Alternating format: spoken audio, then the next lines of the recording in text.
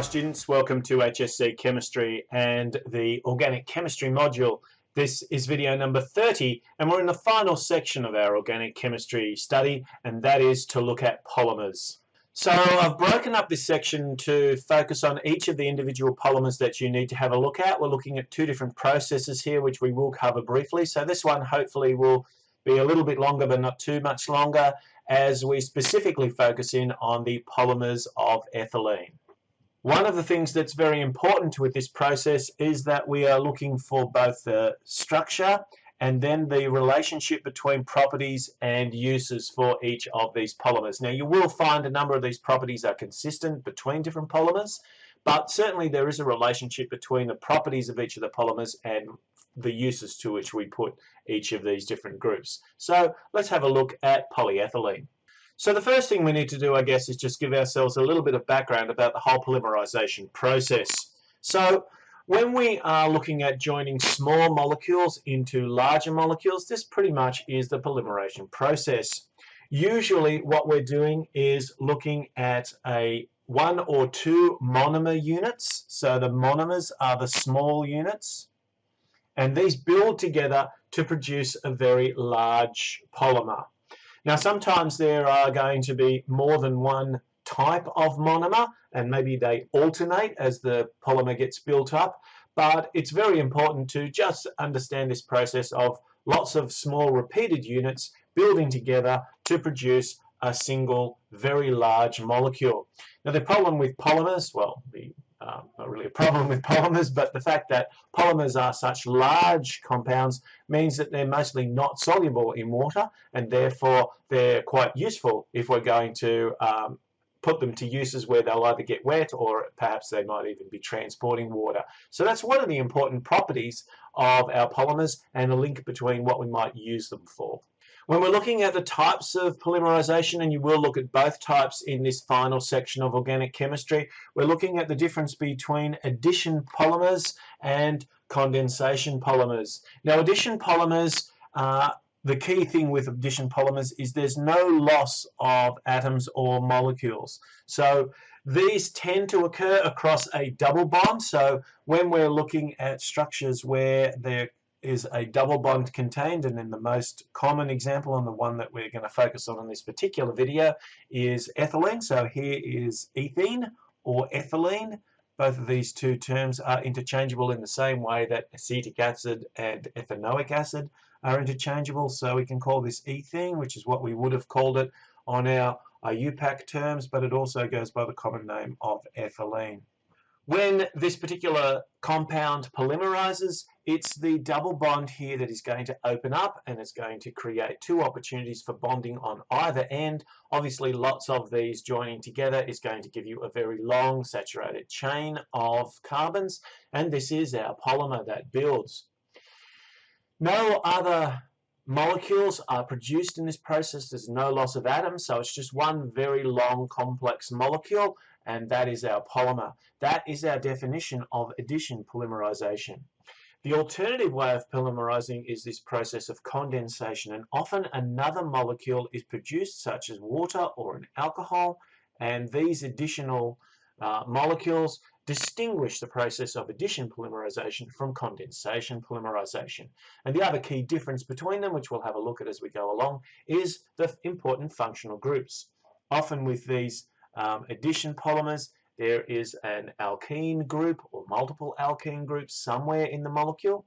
Not necessarily the case, although it could be, for condensation polymers. Usually we have alcohol groups, acid groups,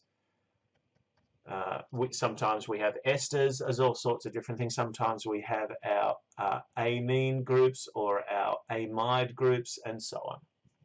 So a number of different options available for condensation polymers. We will look at a few of them a little bit later on, but for this one, this particular video and the next few, we're going to be focusing on addition polymerization.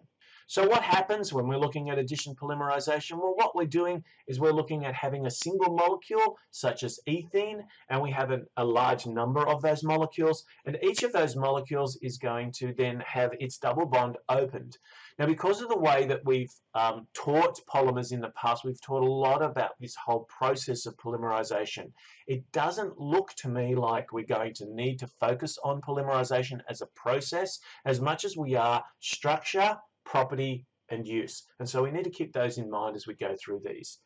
So there are ways that this happens. There are catalysts that can help this to happen. There's certainly differences between the two main types of ethylene production processes, one of which produces a low density ethylene and one which produces a high density, and we will look at those as a contrast.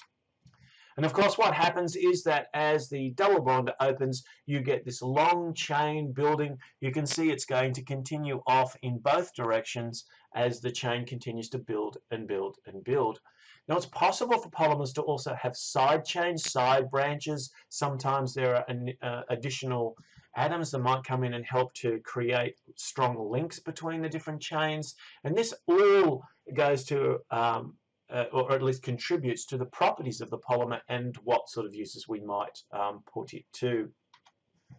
When you're looking at structure, I'm expecting to see something that looks like this, perhaps even a whole process that looks like this, or a process that looks like this one here. So you can see, again, we've got our double bond here, our ethene, and we've got a large number of these not specified. You can see that the bond's opening up, and you want to try and make sure that you have this sort of indication of the polymerization process, that there are lots and lots of these molecules.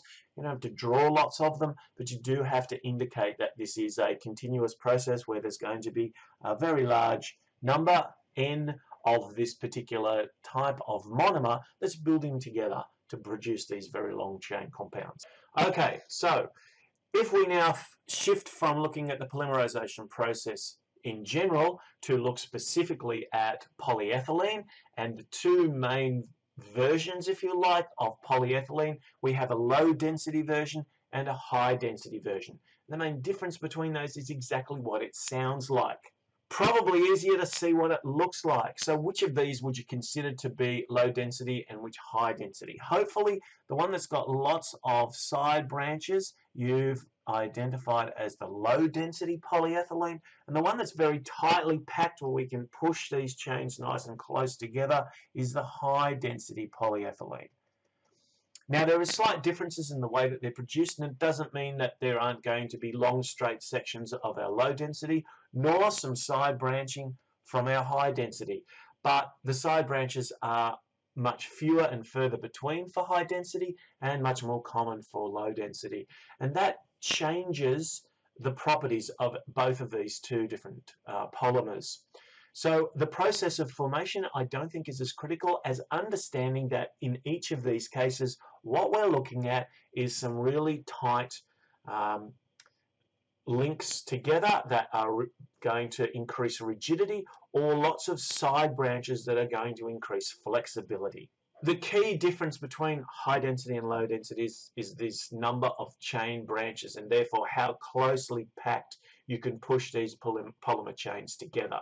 So where we look at a lower density, that means we have lots of side chains,